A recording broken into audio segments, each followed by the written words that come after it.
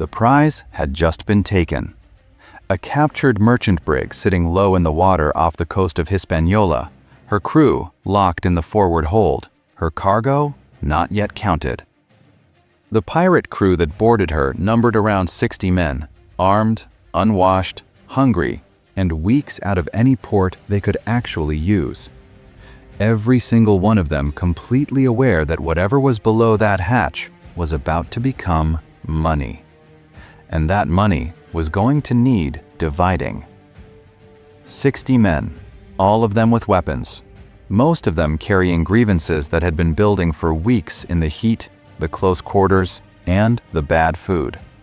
Not one of them answerable to any navy, any court, or any law they had not agreed to themselves. And somehow, standing on a captured deck with a hold full of cargo, they did not turn on each other. That is the detail the stories almost always skip. The popular image of a pirate crew is something between a drunken party and a violent mob, held together only by a terrifying captain who ruled through fear and the occasional pistol discharged across a crowded deck. That version sells well. It looks good on screen. It is wrong in almost every practical way that matters. Welcome to Dead Man's Shore. I am Jack, and this is where we go past the legend and into what pirate life actually was. If you are new here, subscribe and leave a comment below telling me which part of the pirate myth you believed the longest, because we are about to go through it. The real question on that deck off Hispaniola was not whether those 60 men had rules. They did. The question is why they had them, how those rules worked, who enforced them, and what happened when someone decided to ignore them. Because the answer tells you something that the adventure version of this story never will. Pirates did not follow rules because they were noble.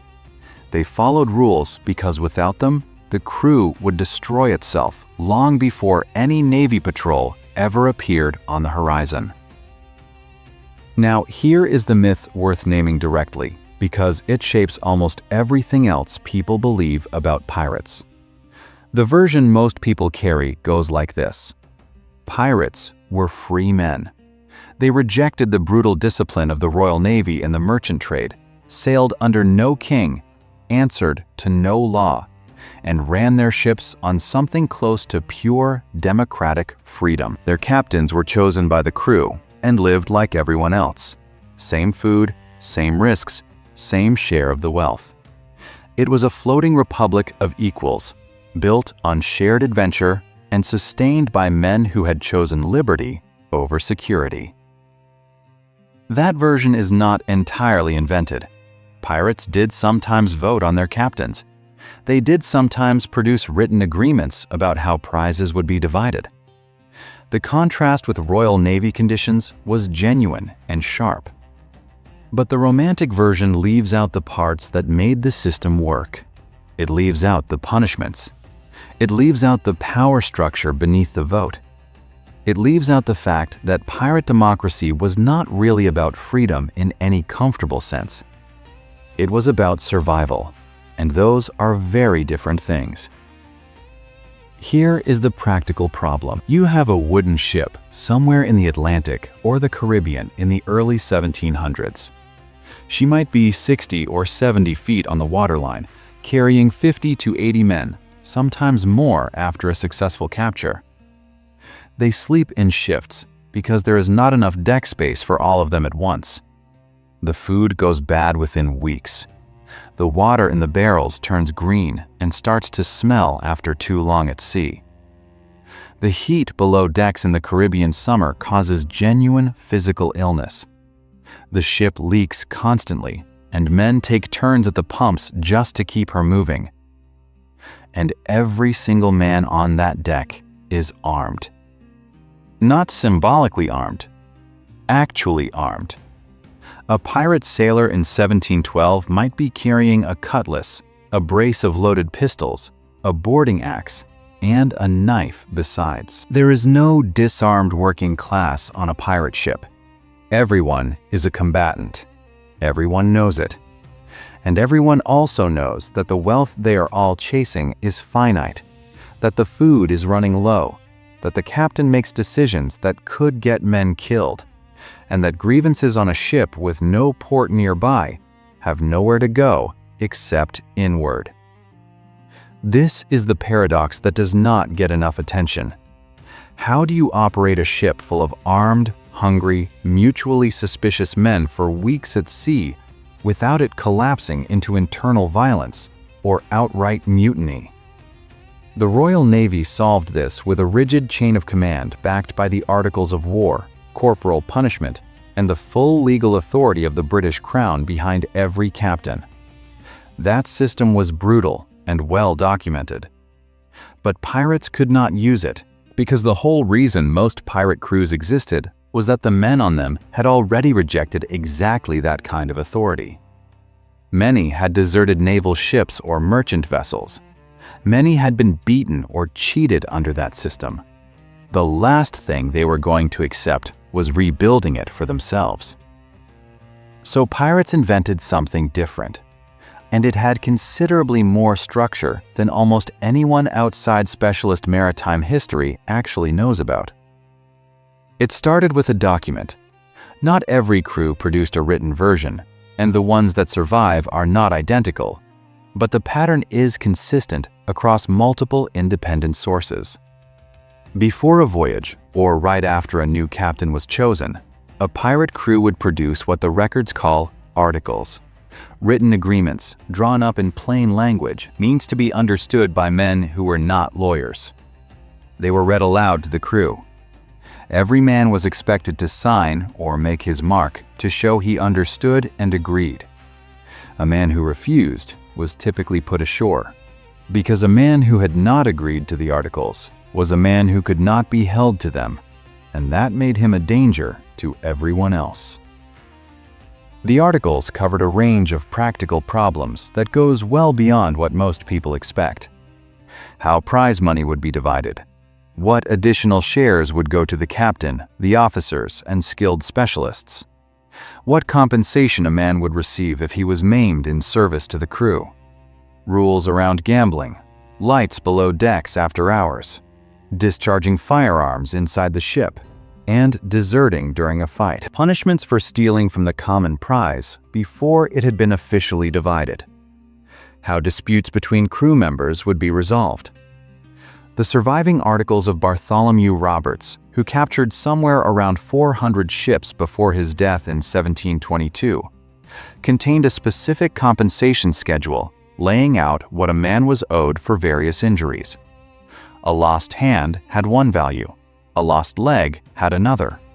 An eye or a finger had its own figure. The exact amounts varied across different crews, and historians are careful not to treat any single surviving document as the universal standard. But the structure was consistent. The articles specified what your body was worth before the voyage began. Read that carefully, because it is easy to rush past. Pirates had a written injury compensation system. They worked out in advance what a man was owed in specific increments depending on what he lost. This was not charity. It was insurance. It was risk management built by men who understood that combat and shipboard work caused serious injuries regularly, and that without a clear agreement beforehand, every injury produced a negotiation. Every negotiation was a potential argument. And every argument between armed men in a confined space was a potential catastrophe. The compensation schedule existed to take that catastrophe off the table before it could happen. The articles also addressed the division of prize money in a way the Royal Navy never matched. On a naval vessel, prize shares went according to rank and admiralty regulation. The captain collected the largest portion by far, and the common sailors received a modest amount no matter how hard they had fought. This disparity was one of the documented grievances that pushed men toward piracy. On a pirate ship, The articles specified the shares before anyone had earned anything. The captain might receive 2 full shares of a prize. The quartermaster typically received 1.5. Skilled men got additional portions. Common sailors received 1 full share each. And nobody, including the captain, received more than his specified portion. That last point is more important than it sounds. The captain was bound by the articles just like everyone else. He could not simply pocket extra loot and claim privilege.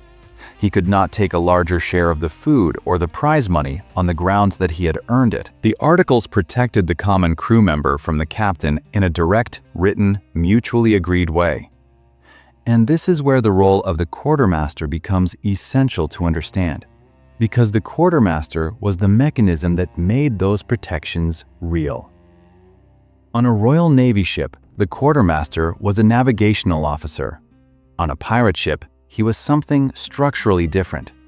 He was elected by the crew separately from the captain, and his authority covered specifically the things the captain was not supposed to control alone. The quartermaster oversaw the inventory and distribution of prizes. He managed the ship's stores, the food, and the water. He settled everyday disputes between crew members, functioning as a kind of judge in minor conflicts. He had standing to punish sailors for routine violations without needing the captain's approval. In some accounts, he could block a captain's decision on matters falling outside an active battle. His authority was a deliberate institutional check on the captain's power, written into the structure of the crew before the voyage began. Think about what that structure actually does. It separates the power of command in battle from the power of resource control in everyday ship life. The captain had near total authority during a chase or a fight, and speed of command in those moments kept men alive. Outside of those moments, his authority was genuinely limited by a second elected officer whose entire job was to represent the crew's interests against potential overreach. This was deliberate design by men who had experienced what happened when one officer controlled both resources and discipline, with no check on his power. They were building something that prevented exactly those conditions, not out of idealism, but out of practical self-interest. The election of the captain was itself meaningful in ways the legend tends to either exaggerate or dismiss. Captains could be voted out. Not easily, but the mechanism existed and the records confirm it was used. Stede Bonnet, the so-called gentleman pirate who outfitted his own ship in 1717, was temporarily removed from command by his own crew while operating alongside Blackbeard off the Carolina coast. Bonnet's crew decided he was not competent enough to lead and transferred practical authority to Blackbeard for a period, keeping Bonnet aboard in an awkward limbo that the surviving accounts describe with matter-of-fact bluntness. Edward England, who operated in the Indian Ocean and along the West African coast, was voted out by his crew after a disagreement over treatment of a captured captain, and was set ashore on Madagascar. The vote was not a formality. It had real consequences. But here's where the system gets more complicated, and where the image of pirate democracy starts showing its actual shape. The vote was real. The articles were real. The quartermaster's authority was real. None of it made these crews principled toward anyone outside the ship. The articles protected the crew members who had signed them. They said almost nothing about captured sailors, about the crews of raided merchant ships, about prisoners, or about enslaved people taken from prize vessels. The democratic structure was entirely inward-facing. It was a system designed to keep 60 or 80 armed men from destroying each other, and it worked specifically because it made no claim to apply beyond the circle of men who had agreed to it. The liberty that pirate articles offered was a private liberty, purchased at no cost to anyone outside the group. This is also where the punishment clauses need to be looked at without softening them. The articles were not gentle documents. Theft from the common prize before official division was punishable by marooning, which meant being put ashore alone on an exposed coastline or a small island with minimal supplies, and, in some accounts, a single loaded pistol. In a world with no rescue services and no reliable shipping on many of those coastlines, this was a death sentence delivered slowly. Desertion in battle could be punished by death. The exact forms varied across crews and captains, but the principle was consistent. The articles created obligations, and those obligations were enforced with real violence when necessary. Here is something worth sitting with. If you had been a working sailor in 1710 with the choice between a Royal Navy press gang and a pirate crew offering written articles, a share of prizes, and the right to vote your captain out if he stole from you, which one would you have trusted for a single month at sea? Drop that in the comments below, because the answer most people arrive at after they understand both sides tends to be more complicated than they expected. The punishment system also reveals what pirate equality actually meant. The articles created something closer to a meritocracy of violence than a true democracy of equals. Skilled men received larger shares. Officers held real authority. The captain, even with his power checked by the quartermaster and the vote, still held significant informal authority no written article could fully contain. In a life built around combat, the man who made good decisions under fire accumulated credibility the crew extended to him beyond his formal role. The articles set the floor. They defined what could not be taken from any man. They did not make all men equal. They made all men protected. Bartholomew Roberts is worth examining closely here, because his career illustrates both the genuine strength and the real fragility of the system. Roberts was elected captain after the death of Howell Davis, who was killed in an ambush at the island of Principe off the West African coast in 1719. Roberts had originally been taken aboard as part of a captured crew, but he adapted quickly. Within weeks of Davis's death, the crew elected him captain, and what followed was one of the most operationally effective pirate careers in the historical record. For roughly 3 years, he operated across the Atlantic and the Caribbean, taking prizes at a pace that made him one of the most widely recognized names in the maritime world. His crew followed his articles closely, and his tactics were sharp enough that he avoided capture for years, while other crews around him were being dismantled. Roberts reportedly banned gambling aboard his ship and restricted alcohol during operations, both appearing in the surviving accounts of his articles. These rules were accepted not because they were popular, but because they produced results. A crew that was not drunk during a chase stayed effective. The articles were not moral rules, they were operational rules, and their value was measured in prizes taken and men still alive. The detail about the alcohol matters more than it might seem because of what happened at the end. When the Royal Navy patrol vessel HMS Swallow located Roberts off the West African coast at Cape Lopez in February of 1722, the accounts suggest a significant portion of the crew had been drinking heavily from a recently taken prize. Roberts attempted to organize a response, but the crew was not in the condition his articles required for an engagement. He was killed early in the fight, and his death, combined with the state of the crew, produced the collapse the articles had been designed to prevent. Large numbers of men were captured. The subsequent trials at Cape Coast Castle resulted in 52 hangings, one of the largest mass executions of pirates in the historical record. The system that had kept Roberts effective for 3 years failed at the precise moment it was most needed, and the cost was total. This is the honest limit of what the articles could do. They managed the daily friction of an armed crew. They distributed prizes fairly enough to prevent constant internal fighting. They checked the captain's authority enough to stop him from becoming a tyrant. They compensated injured men well enough to keep the crew willing to fight. but they could not fully prevent the boredom that accumulated over long voyages, or the drinking that came with it, or the slow erosion of discipline when a crew went too long without a real prize. A written contract works when everyone feels it is in their interest to follow it.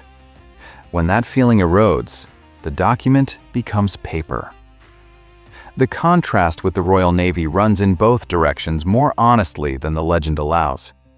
Naval ships had reliable supply chains, established harbor facilities, and the full backing of the British state behind every order. Their captains could maintain discipline through institutional force no pirate crew could replicate. But the price of that stability was severe. Flogging was common. Food on naval ships was not reliably better than on pirate vessels. Pay was frequently delayed by months or years. Press gangs forced men into service against their will. The captain's power over the common sailor was close to absolute, backed by law that had no particular interest in the sailor's well-being. The articles offered something the Navy could not: written guarantees agreed to before the voyage began. A man who signed pirate articles knew what his injuries were worth before he got hurt. He knew what his share of the prize would be before the prize was taken. He knew the captain could not exceed his specified portion without facing the crew's judgment. In a world where most working men had no written contract of any kind, and where injury at sea left a sailor with nothing, the articles represented a form of structured protection that the legal economy simply did not provide. This is one of the reasons historians have noted the consistent presence of former merchant and naval sailors in pirate crews. The articles were not an irrational choice for a man who understood his options. And here is the uncomfortable truth the system forces you to sit with. The men who built these articles voted on their captains, enforced their compensation schedules, and punished their own members for violations. Those same men raided merchant ships, terrorized coastal communities, and killed people who resisted them. The internal democracy was real, and the external violence was real, and they coexisted without contradiction in the same crews on the same ships. The articles were never about justice in any broad sense. They were about managing the internal economy of a violent criminal enterprise well enough to keep it functional. The world outside that circle had no standing under any article anyone ever wrote. The trial records from Nassau, Boston, Cape Coast Castle, and London give us some of the clearest windows into how the system worked and where it broke down. When captured pirates were brought before admiralty courts, prosecutors specifically tried to establish that defendants had signed articles because signing was treated as legal evidence of voluntary membership in a criminal conspiracy. Defendants who could argue they had been forced to join had a marginally better chance at a different outcome. This created an obvious incentive to claim you had not signed, which means the trial records are not a perfect census of how many men actually had. But the consistent appearance of articles in court proceedings across multiple decades and jurisdictions tells us something real. The articles were known to the authorities, and they appeared in court because they existed and because both sides understood exactly what they meant. The proceedings following the loss of the Whydah are worth noting here. The Whydah was a former slave ship taken by black Sam Bellamy in 1717 and converted into his flagship. Bellamy drowned with most of his crew when the ship went down in a storm off Cape Cod in April of that year. Among the survivors brought to court in Boston, several argued they had been forced into the crew against their will and had never agreed to serve as pirates. The court examined these claims carefully because the legal distinction between a volunteer and a forced man carried real weight in admiralty proceedings. Some of those claiming to have been forced were acquitted. Most of the men for whom voluntary membership could be established were not. The Witta case also illustrates something the articles could not touch at all: the weather. The ship went down with more than 140 men, taking the prize money and whatever articles the crew had agreed to straight to the bottom of the Atlantic in a single spring storm off Cape Cod. No contract, no elected captain, and no compensation schedule could do anything about the sea itself. The articles managed the human danger inside the ship. The ocean was a separate problem entirely. If you have stayed through all of that and found it worth your time, it genuinely helps this channel if you subscribe and turn on the notification bell. Dead Man's Shore runs on the people who show up for this kind of history, and there is a lot more of it coming. So go back to that deck off Hispaniola. The prize is taken, the cargo is in the hold. 60 armed men are waiting on the result. What actually happens is not chaos, it is procedure. The quartermaster goes below with a small number of designated men to inventory the cargo.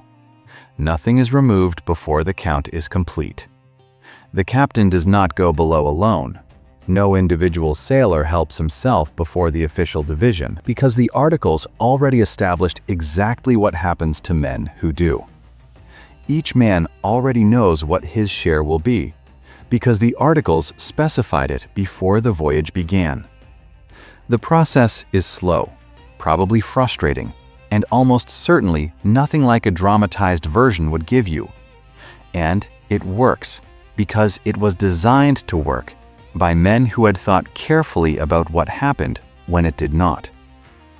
The system pirates built was not elegant, and it was not noble. It was a practical solution assembled by men who understood the problem from direct, personal experience.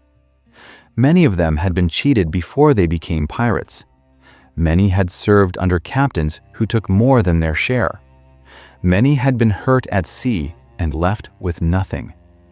The articles were their answer to all of that, drawn up in the knowledge that the alternative was internal collapse, and in the knowledge that they were already living under a death sentence from every major naval power in the Atlantic world. They could not afford the additional threat of each other. The genuine strangeness of pirate history is not the violence or the treasure or the flags. It is the fact that men who had placed themselves entirely outside the protection of any law then built some of the most detailed internal legal systems of any working community in the early 18th century. Naval captains had the Articles of War and the power of the British state. Pirate crews had a piece of paper that everyone present had signed, a quartermaster elected by vote, and the shared understanding that breaking the agreed rules in front of 60 men who were all carrying weapons was a very particular kind of gamble with very particular odds. Pirate life was not freedom. It was a different kind of captivity, one that offered a better chance at your specified share of a prize and fairer treatment if you lost a hand in the taking of it, in exchange for constant danger, no legal protection anywhere in the world, and an ending that, for most of the men who chose it, arrived in a courtroom, at the end of a rope, or at the bottom of the sea. The articles did not change any of that. They just made the time in between survivable enough that 60 armed men could stand on a captured deck, divide what they had taken, and not kill each other in the process. The most democratic documents written in the early 18th century Atlantic world were drafted by criminals, enforced by armed men with no legal standing anywhere, and existed for one reason: because the alternative was a ship full of dead men long before the Navy ever found them.